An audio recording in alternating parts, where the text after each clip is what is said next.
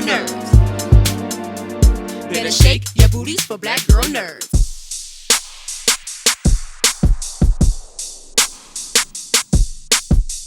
Hi, Thanks so much for taking the time to speak with me. Hello, how are you guys? Good. Good to see you again. I know it's only been a couple of days, right? Yes. Well, it's good to talk to you again, and I'm so thrilled to talk to you about this project. Congratulations to the both of you, respectively. You're in the Oscars conversation. So it's good to see that this film has gotten so much traction that it's an awards-worthy film. Elle, I am going to start with you. You've often played characters navigating complex inner worlds. How does Joachim's direction challenge or expand your emotional range in this role? It's in the writing. It's who he is as a director. It's so emotionally complex when you read it, but then when you're on the film set, experiencing it with him, the layers that he pulls out of you and that you discover just in real time, filming the scenes with the other actors. And there's room to surprise yourself and room to fail, but there's beauty in that as well.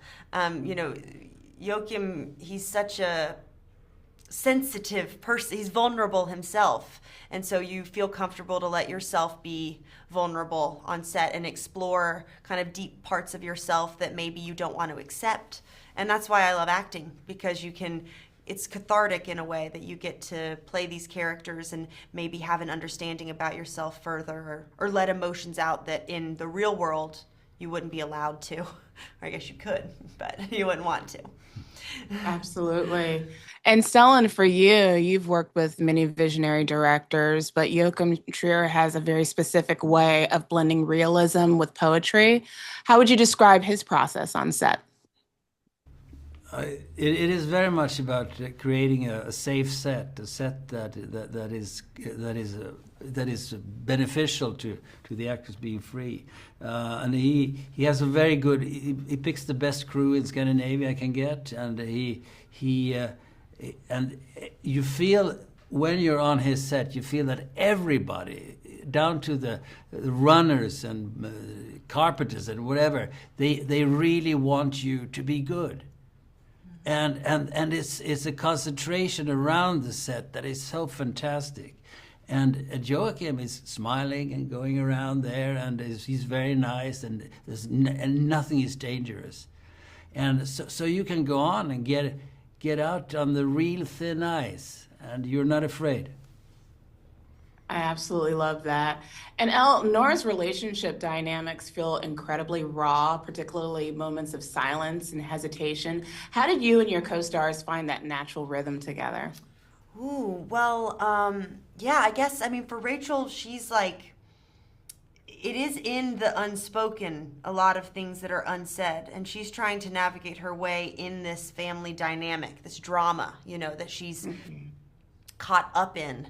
And I think that there's the beauty that, Joachim, he's not afraid of the silences between characters, so you really get to explore that. And then, with Renate's character, the way that I think Rachel and Nora mirror each other and kind of are circling around each other in the film, and then have that one beautiful moment or that scene in the theater, which was just, there was so much tension in that scene that we both were feeling as people as well, because there's this adrenaline rush.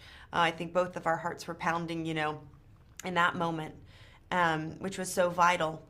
I don't know if I answered the whole, I forget, yeah. But it's, there's a lot of beauty in the unspoken, I guess.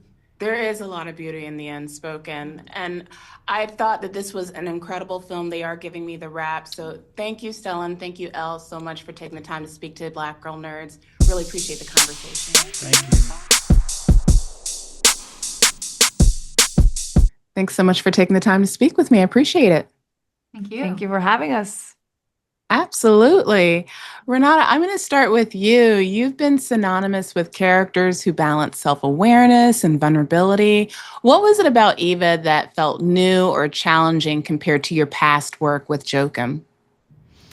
You mean Nora? The character, yeah. Nora, I'm sorry. Yeah, yes. I got confused. We've done so many interviews. I'm like, No, I feel that it was such an honor to have Joachim write another role for me, and I was so grateful. And I was also terrified going into it because he wanted to challenge me in a different way, with more emotional weight, a character that was more mature, and in a very different world, a more condensed world with more dynamic, more complexity. And that was, I felt the pressure also after Worst Person in the World, because people enjoyed that so much and had such a personal experience with that. So going into another role that was very different was scary, but I really feel that we tried to forget all of that and just really dig into what this movie was, and find a personal approach to these themes and these traits of the character. And then it kind of like, everything emerged from that place. I love the synergy that you guys have together in this relationship and rapport that you have built with these two films. And Inga, over to you. Your character's presence adds a quite emotional balance to the film. How did you find that subtle power in restraint? I don't know. I think that's a big compliment. Yeah. Thank you.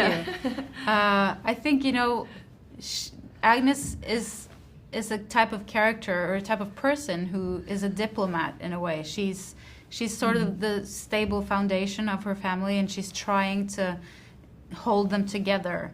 And so she can't really take up too much space in that, because the other people are taking up a lot of the space. So she has to sort of, I think she developed it that way because she had to be like that, So I don't know. Yeah. And she's just filled with love and respect and admiration for her sister and her father. And she just really sees the value of their family, and she wants them to be a family. I love that. And Renate, back to you, going back to your relationship with the director. How has your creative relationship with Joachim evolved since Worst Person in the World? Well, I feel that I learned so much from Worst Person in the World. He really encouraged me to strip everything kind of away that I have learned through working in theater for so long, where you build a character in a way. Here he wanted all that kind of gone and be more present in emotion and just let things occur without using any strain to lose control in a way. And that was very scary. And through that work, we got very close in, just the same kind of approach and the same interest in what would be interesting and trying to explore some things. And we had kind of the same, taste in those things. And then with this movie, Sentimental Value, that relationship developed even more, and it got even deeper, and we feel very artistically connected. And it's fantastic that you have a collaborator that you feel you can express something through, and he feels he can express something through me, and that is very rare. So we are very grateful for that. Well, congratulations to the both of you. You guys are in the awards conversation, so that's a pretty big deal. And thank you so much for taking the time to speak to Black Girl Nerds. I appreciate the conversation today. Thank you so much. Thanks so much for taking the time to speak with me. I appreciate it. Thanks for having me. It's good to be able to speak with you again. The last time our outlet talked to you was for Worst Person in the World, and here and now back again. You're in the Oscars conversation again for Sentimental Value, so congratulations on that, by the way. Thank you. Yes, Sentimental Value, it continues your exploration of memory, time, and human connection. What was the emotional seed or personal experience that inspired this story for you? I think it comes from a lot of different places. For one, I wanted to work with Renate Reinsve again. Secondly, I had an idea of wanting to talk about siblings, and in this case, sisters. And we couldn't really make it into a story until the character of the father arrived. And then I thought, hey, wait a minute, this might be an opportunity to work with Stellan Skarsgard, who I adore. I love him as an actor for many, many years. And so I went and pitched it to him, and suddenly we were starting to write something for them. And that gave us confidence to go further into this kind of funny but also sad story about reconciliation. Yeah. And the opportunity to work with Stellan Skarsgård, always a good moment. Yeah, it was kind of funny because I was at the time thinking of him and thinking back at all the great dramatic films he's done, and then also going to the movies, and suddenly I saw him in Dune 1 at the time, being Harkonnen floating around in this big, blob of a character, and I thought, what a range that guy has, and then he can also play this kind of vulnerable and charismatic and self-obsessed, but yet a sweetheart of a dad, Incredible range. And by the way, that family is all incredibly talented. And many of your films, Joachim, has this examination of a fleeting nature of relationships. Mm-hmm. How does Sentimental Value expand or evolve that exploration? Feel that more than anything I've done, this is about the unspokenness in close relationships. That on stage we see Renate Reinsve, who plays an actor inside the film, take on different roles, but we also realize in a family home, at a birthday party, we're also forced into roles that we didn't choose, forced into dealing with unspoken things that are at play in our parents' subconscious, all of that, and then trying to find a structure in the story to talk about those things, those glitches of communication, and see if that could become interesting. So I think that's what we're trying to explore. And some of the films I've done in the past are more about individual characters. This is more a polyphonic story. It's about several characters and the interplay between them, I think. Yeah. I love how the dynamic between all these characters and their personalities and how it's sort of seamlessly interwoven into this story and how it all comes together. It's done so beautifully. Thank you. And looking back on your career, do you see Sentimental Value as a continuation or closure to a thematic trilogy about love and identity?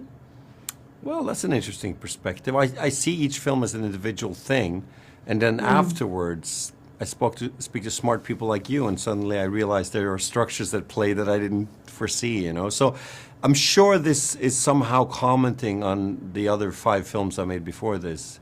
But to me, it felt uniquely like a new exploration. And I met so many new actors, and I don't know. You tell me. What do you think? I agree with your initial question about the thematic developments of identity and memory. Yes, I am dealing with some of that, and I have in the past. But I think the way that history plays in to these characters' lives, which is more epic here, we're talking also about it's subtle and it's in the background, but how the Second World War and this inherited grief from the grandparents' generation somehow affected this family in ways they weren't aware of. So I think, I don't know, maybe I'm expanding the canvas a bit in terms of the time scope of the narrative this time. To be continued, right? Maybe, yeah. There we go. Well, Joachim, thank you so much for taking the time to speak to Black Girl Nerds. I really appreciate the conversation, and congratulations on this. Thank you so much for talking to me. Thank you. Absolutely. Take care. Bye-bye.